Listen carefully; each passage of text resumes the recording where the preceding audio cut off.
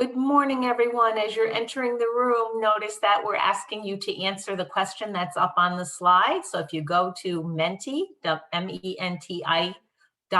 and enter the code that you see on the screen, you can answer this question.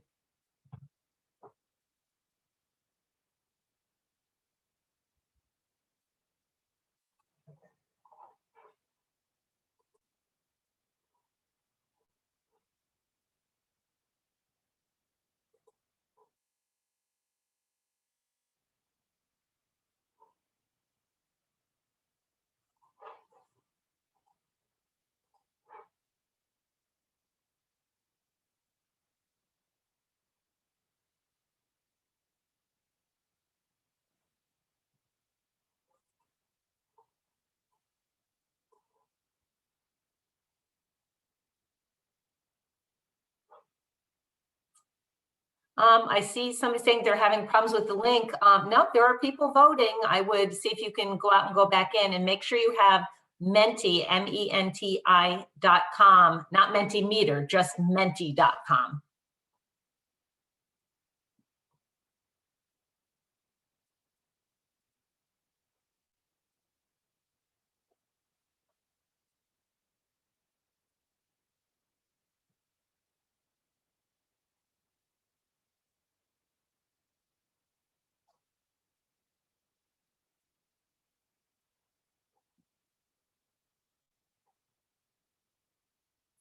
We'll wait another minute or so for people to finish voting, and then we'll get started.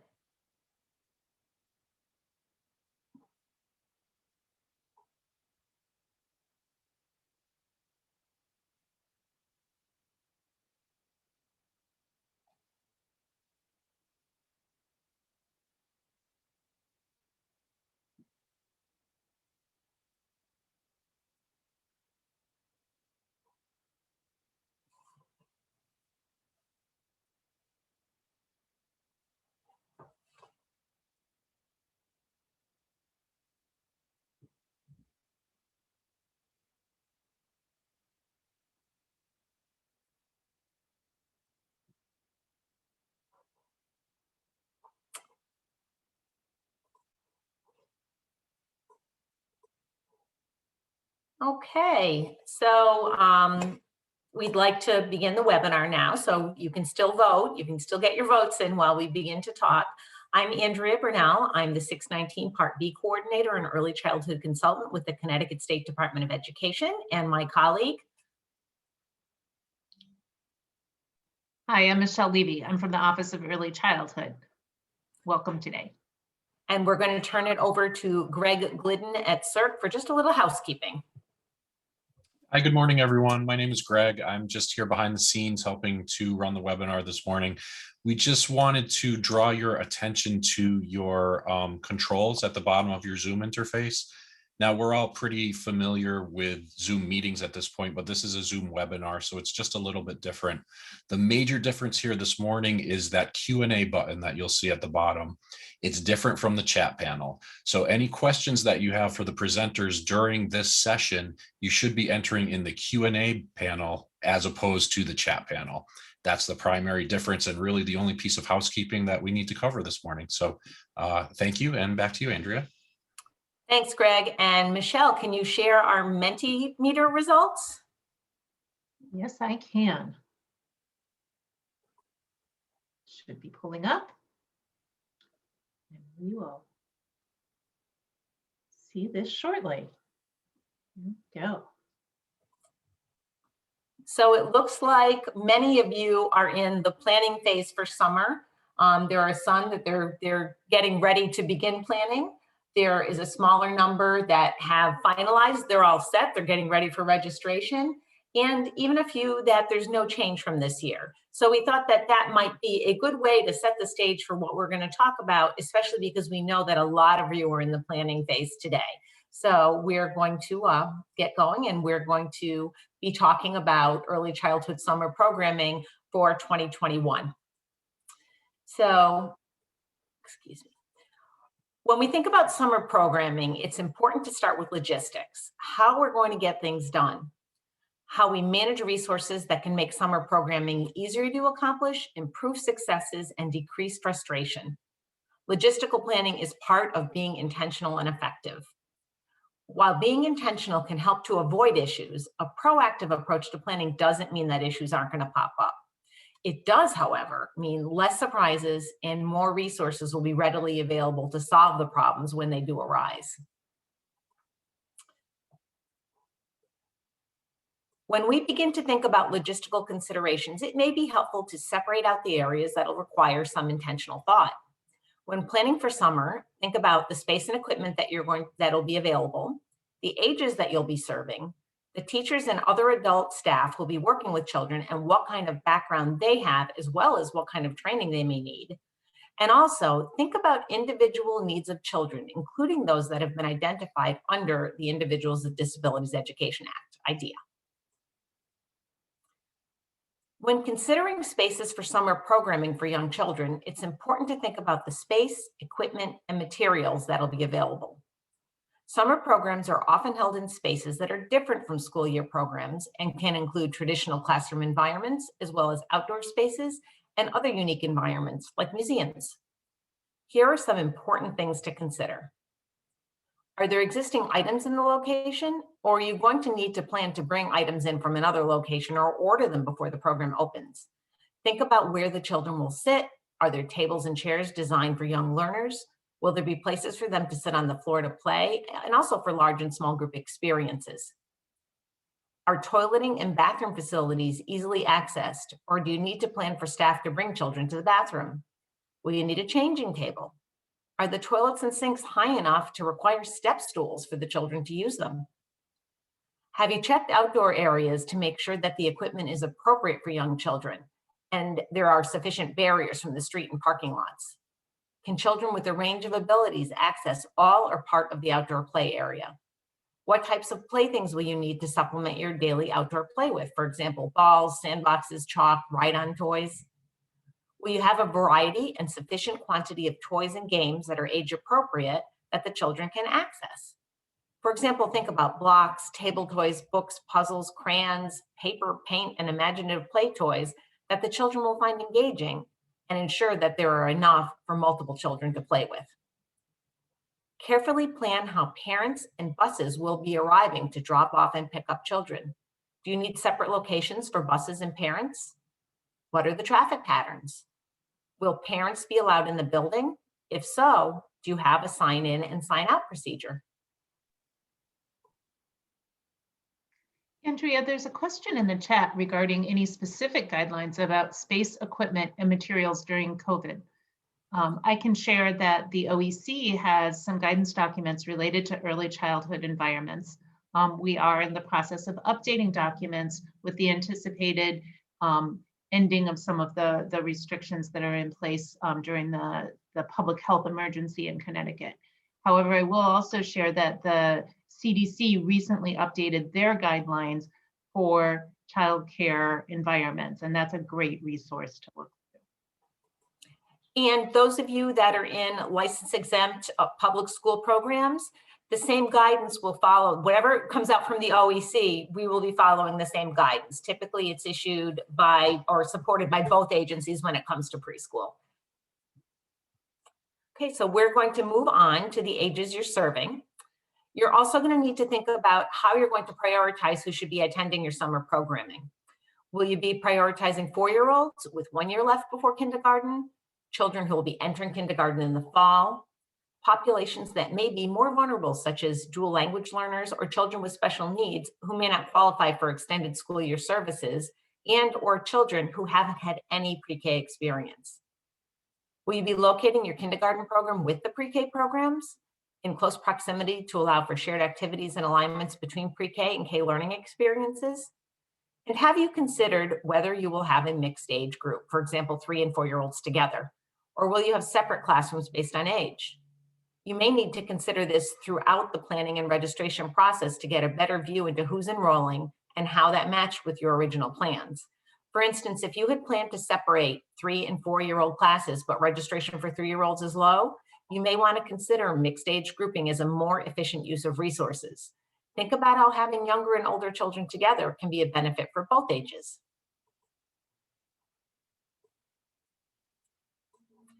This summer, more than ever, you may be challenged with staffing for summer learning programs. For many school districts, past summer learning programs for young children have been limited to those required by special education. Many organizations have not offered the level of summer programming that they're planning for this summer.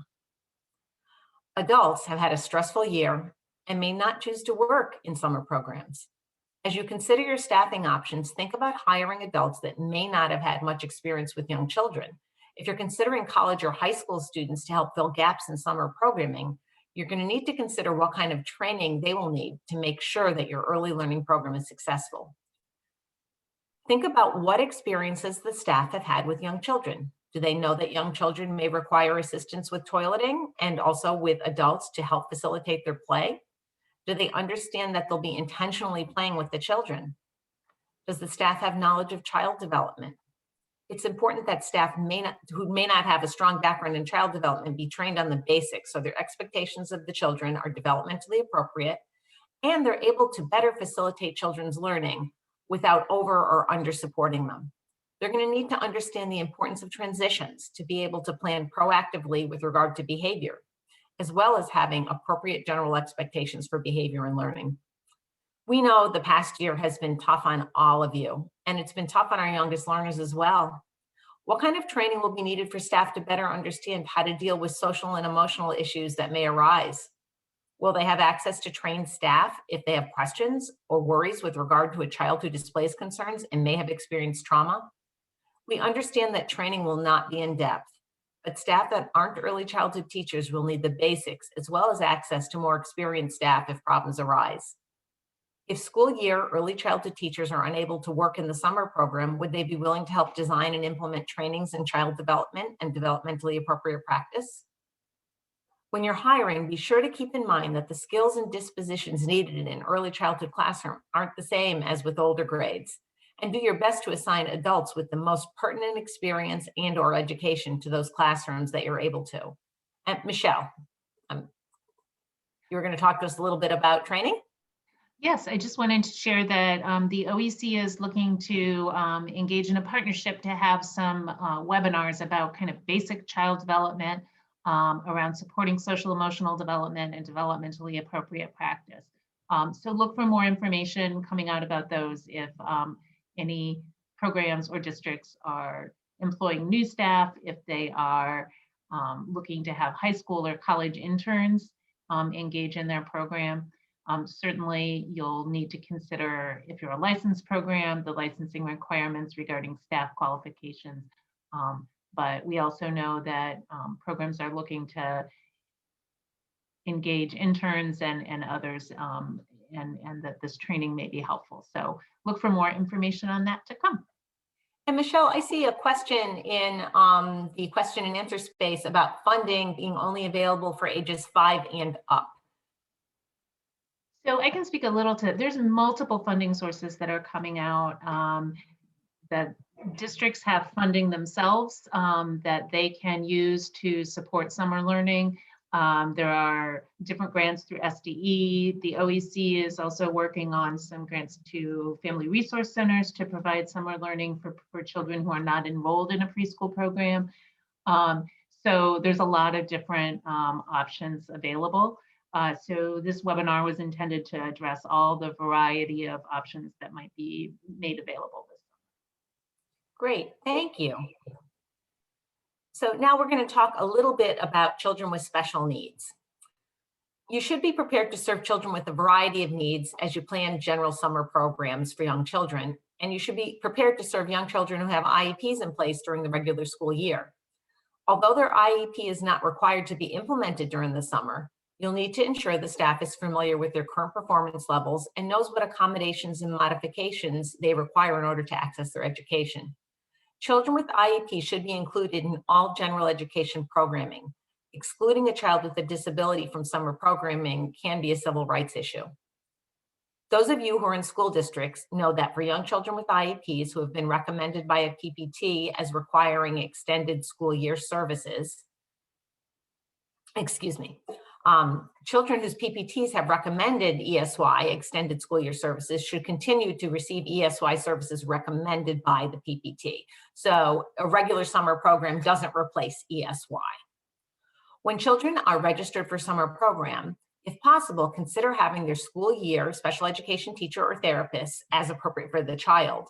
Consult with the summer staff or provide information about accommodations and modifications, as well as what instructional strategies are most effective for them. Again, be sure that you have knowledgeable staff available to provide consultation with summer staff and support them as necessary. Collaboration between school district, family, and community programs will be really important. Public schools may want to consider blending ESY services for preschool with additional summer preschool programs they're developing for this summer by creating inclusive environments that can include specialized instruction that is appropriately planned for individual children. And I'm going to turn it over to you, Michelle. Great, thank you, Andrea. We're going to spend some time talking about activities and curriculum for a summer program. So while the focus of different summer programs might vary somewhat, and there might not be a full written curriculum depending upon your program, the same areas that we consider when building meaningful curriculum throughout the year can serve as a guide to developing a meaningful summer experience for young children.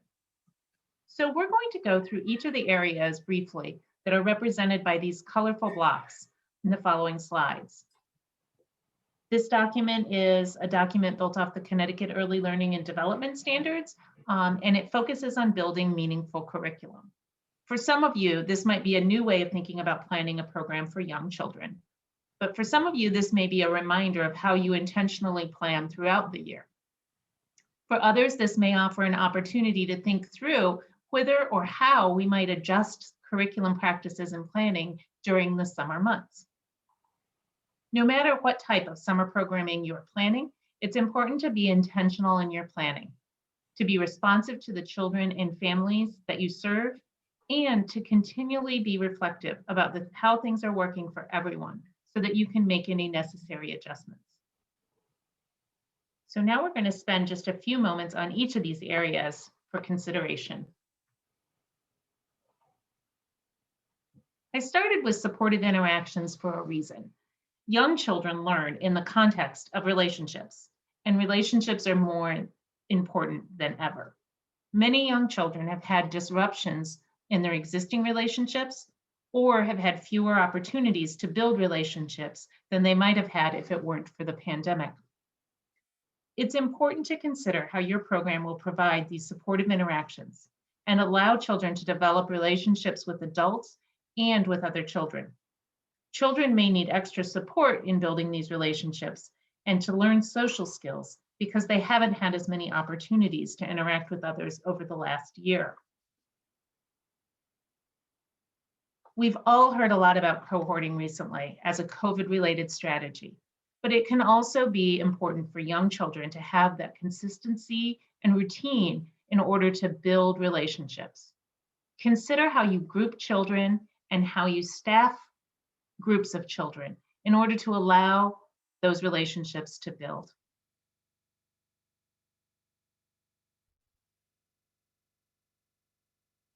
This very bright red block mentions the Connecticut Early Learning and Development Standards. When planning a summer program for preschool students, you'll want to consider what learning and development you will be focused on supporting. The Connecticut Early Learning and Development Standards can be a guide for this intentional planning.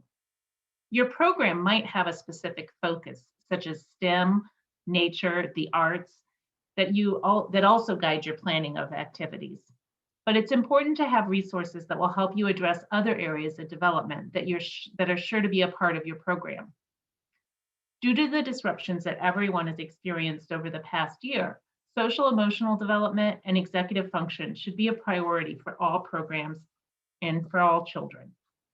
Consider how you'll intentionally plan to support children and what resources you can use in the planning and in responding to individual children's needs.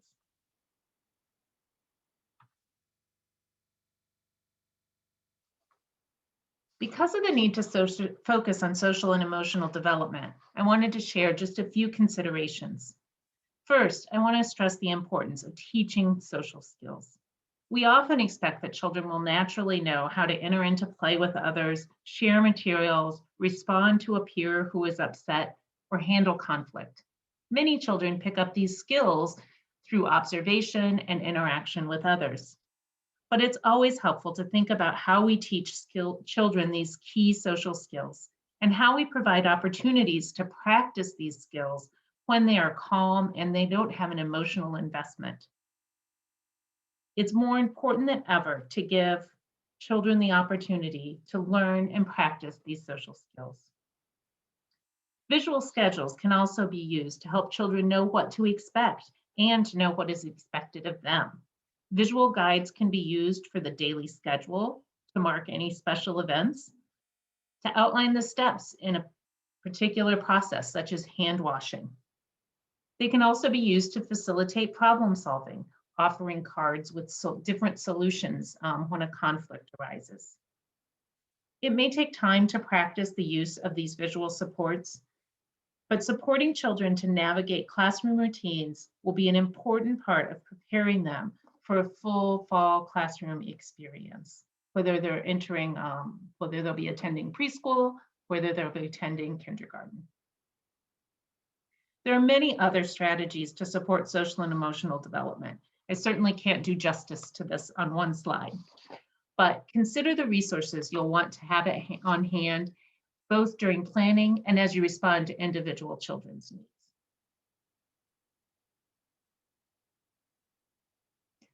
Intentionally planning how families can be engaged this summer will also be an important part of your planning process. We've had many restrictions regarding in-person gatherings, and we urge you to continue to take and follow recommended guidelines for safety. You may be able to continue to follow guidance and consider outdoor activities that might bring families together, not too close together.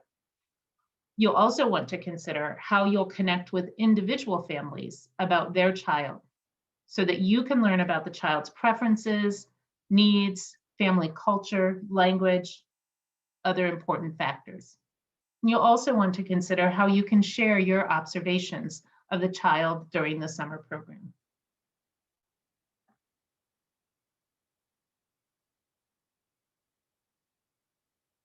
The blue block on our curriculum, it's not a star, a curriculum circle, is related to ongoing assessment. Ongoing assessment during a summer program might be formal or it could be an informal process. You'll want to consider what your process is for reflection and how you might adjust plans and respond to individual children's needs. Will you be engaged in a formal assessment process? What does this look like during the summer? Will you have a process for observation and documentation that's less formal? Will staff have opportunities to meet and reflect? Even if you do not have a formal process in place, it's still important to consider how you will reflect on those group needs and individual needs. You might want to have a plan in place for how you address any concerns or challenges that might arise for individual children. It's always good practice, but given the challenges that children and family have experienced over the past year, it's especially important for young children to have a developmental screening. Your program may wish to conduct screenings yourself, or you may provide families with access to a tool such as the Sparkler app, which includes an online version of the Ages and Stages questionnaires. Your program can sign up as a part of the Sparkler app and have a dashboard where you can interact with families and view results of their ages and stages, or families can use this app independently and they'll be connected to the Help Me Grow system and have somebody else to engage with them around the results of the ASQ questionnaires.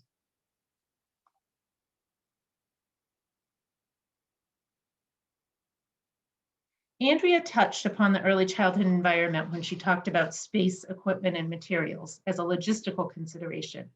These factors are also really important as we think about the learning experiences for young children. The way that the environment is set up or structured can play a big role in helping children to be successful. making sure they have time to interact with others, etc. This slide poses some questions you may want to consider when setting up a space for young children during the summer, especially if you're using a space that is not typically used as a preschool classroom. Are there spaces for children to have quiet time or calm down? Are there spaces that allow children to interact in small groups or to have individual time? Are there visual cues that help children know what's expected of them? Transitions can be especially challenging time for young children and for teachers. Visual schedules, which we mentioned previously, can help children with routines and schedules. A predictable schedule, visual and auditory cues to let children know that a transition is coming, and strategies to ensure that children are actively engaged can help make transitions a much smoother process. For example, you might have a fun song that you sing at transition times, so all children know that transition is happening, and it also helps keep children engaged, even if they're done putting away their materials and are ready for the next activity.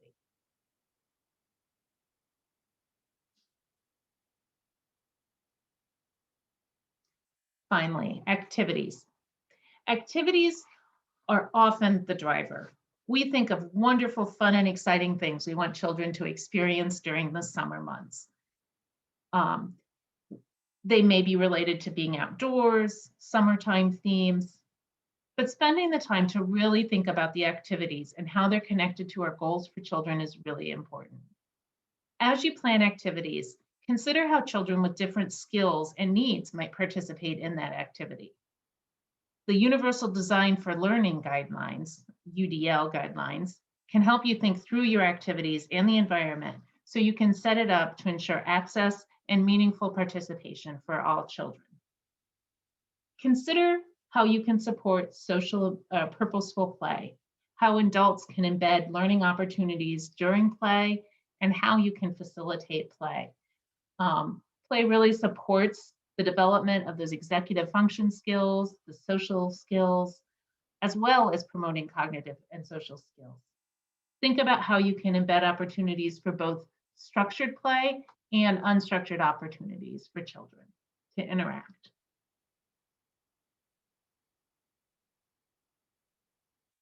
Often in summer programs and throughout the year, we think about enrichment opportunities, bringing in outside guests, going on field trips. These can be great opportunities for expanding children's learning. But it's important to consider how these opportunities fit within our daily activities and routine and curriculum. How do we know that guests or the experiences are a good match for the developmental level of the children that we serve? How do we prepare children for these opportunities? It's also important to think about how children can gain background knowledge before an enrichment activity so that they can benefit. How can children explore after the enrichment opportunity occurs?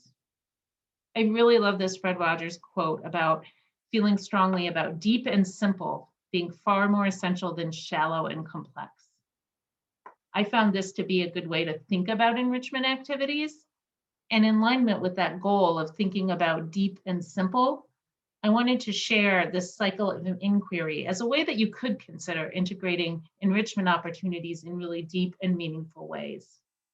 Thinking about how children can notice, wonder, and explore related to the topic of the enrichment opportunity. You may do this prior to the opportunity and have them raise questions and think about how the opportunity, the enrichment activity, the guest, or the field trip is going to help them answer those questions.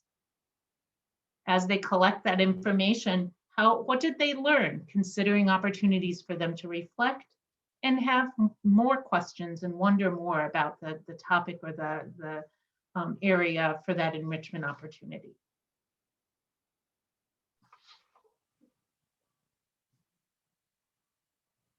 So I've shared a lot of considerations that can go into planning your summer program. I'm going to turn things back to Andrea to address a few more things that you might consider. But I did want to share that we do have a document that we're going to put in the chat in a bit that has a lot of resources, some of which we've mentioned, some that we may not have mentioned, but that are aligned to all the topics that we discussed here. So now I'm going to turn it back to Andrea.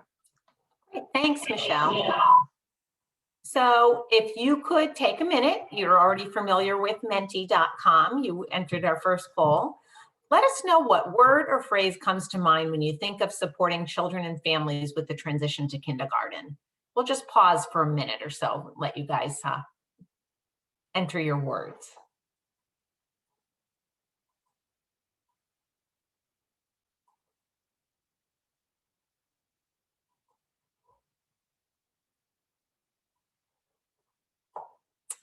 And Greg, I'm trying to place the resource list into the chat, and it's for some reason not allowing me to. So I don't know if there's something I'm doing wrong here. Otherwise, I'm sure we can email everybody who's here. We can email it to everybody too. I'm not sure, Andrea, if you want to email that to me quickly, I can put it into the chat too. I will do that right now.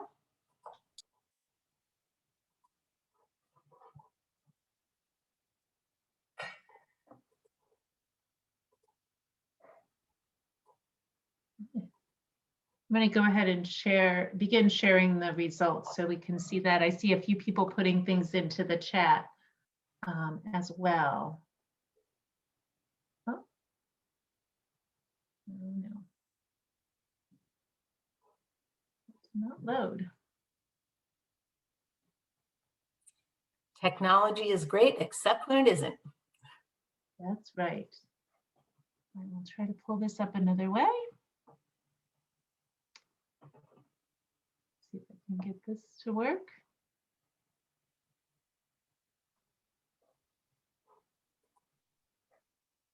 I apologize.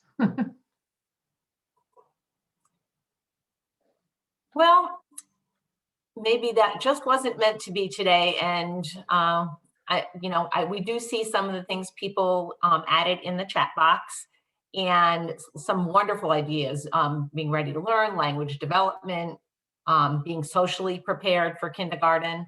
But as you probably know, the only entrance requirement in Connecticut for enrolling in kindergarten is the requirement that a child be 5 on or before January 1st of a given school year. No luck, Michelle? I'm still working on it. Okay, well. I'll try to pull that up while you discuss this last slide here. Great, thank you. Transition from pre-K or home to kindergarten has always been a critical transition point for young children and their families. This past year has offered children who will be age eligible for kindergarten in the fall a very different experience than other children have had in previous years. Some children may have attended childcare or pre-K in person, either full or part-time. Others have had a primarily virtual experience, and others may not have had any pre-K experience at all. The American Academy of Pediatrics stresses the importance of schools to be ready for all children. This year, more than ever, we need to focus on what schools need to do to be ready for children and how we can leverage summer programming for young children for the best outcomes. First, please consider children's social and emotional development. Children may have not had opportunities to practice face-to-face social interactions and may have experienced trauma as a result of the pandemic. Addressing children's social and emotional needs is a critical part of learning. You'll need to plan intentional opportunities for children to practice executive functioning skills like self-regulation and cognitive flexibility. Also, keep in mind that specific skills in areas like literacy and numeracy should be learned through intentionally planned play and not through drill and practice. One of the goals of summer programming is to give children a positive school experience to pave the way for a smooth transition to kindergarten and other future education experiences. Don't forget the importance of engaging families in the transition process. You're transitioning families to kindergarten just as much as you're transitioning their children. Consider how many summer learning opportunities will provide access to critical learning experiences that children may have missed, and how to engage families as partners with this effort. So that does conclude our webinar for today. If anybody has any questions, put them in the Q&A.